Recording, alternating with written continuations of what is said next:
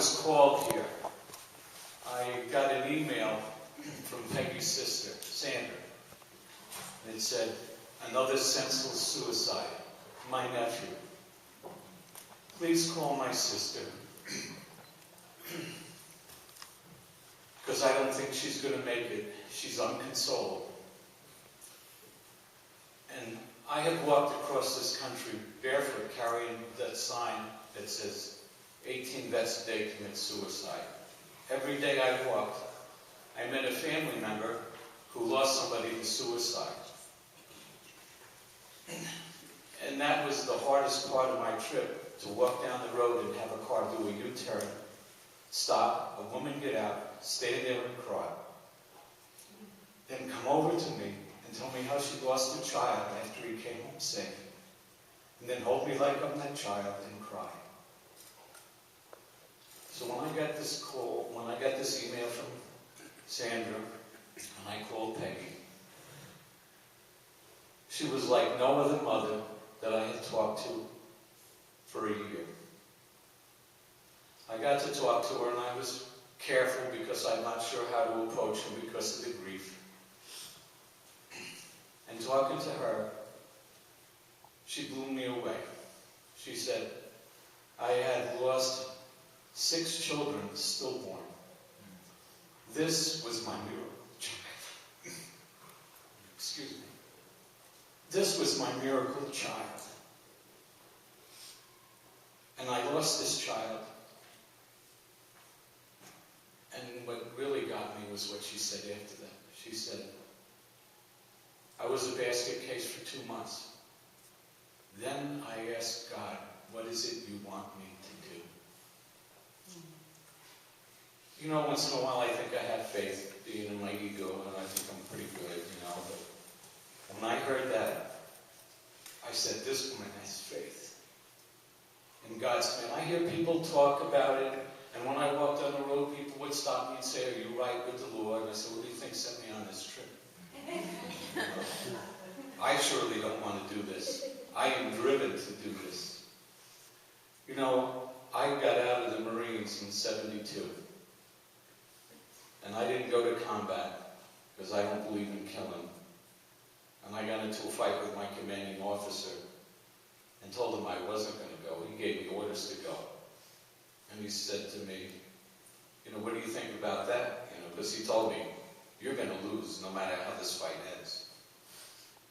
And I said, "The only way you get me over there is if you chain me to a helicopter because I'm not going." He says, "Is that right?" I said, "That's right." And I had won the draft lottery. That's how I even got in the Marines. I didn't want to go. My lottery number was 34. And I did that passive-aggressive thing to hurt my parents because my father had also been in the military, and I'm one of those children that's impacted by a military father. I was beaten every day in Brandy when I'm 8. My father was big and mean and drunk. And this is one of the ways I could get back at him, was by doing this. You know, when you're young, and you don't think, and you do that passive-aggressive thing. Well, that's what I did. And my mother cried, and then I realized that's not what I want. And I realized I don't believe in killing, I think it's wrong. And when I got out of that duty station and went home, because they send you home on leave before you go over, I prayed and I said, "God, help me. Because I don't think I have the courage not to shoot another man. I'm afraid and I want to live. And I'll probably do whatever it takes to come home. But if I don't," I was so conflicted because if I don't kill anybody, are the men I go over with going to die because of me? Could I have saved somebody? Could I, you know, I didn't know what to do when I prayed, "God, help me." And when I went to ship out, I decided I'm going to go to prison because I'm not running away. And when it got time, those 5 guys went when it came my turn, and I said, "I'm not going." They said, "Don't worry, you coward, your orders have been changed." And I said, "Thank you, God." But a month before I got out, I found out, I saw one of them limping. And I said, "What happened?" He said, "We all got shot and 2 are dead." That's when I stopped wearing shoes. Because I was angry and arrogant, and I said, nobody's going to tell me what to do. They fought for my freedom. I can do what I want. But I did it out of rebellion and anger. Because people would come up to me and say, how come you don't wear shoes? And I'd say, I don't feel like it. You got a problem with that? Just come on, let's go. I was that way for 33 years. I blamed everybody. I blamed the church. I blamed my government. I blamed my parents, the police, anybody. Anybody but me. It's their fault they did this to me. And one day,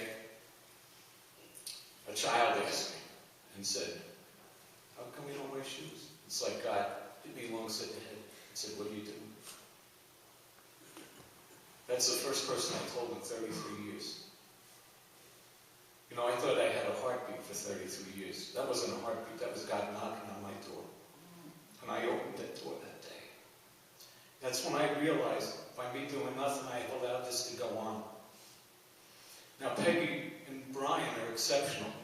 Brian is amazing in that all these families that I have met, their children gave them a clue.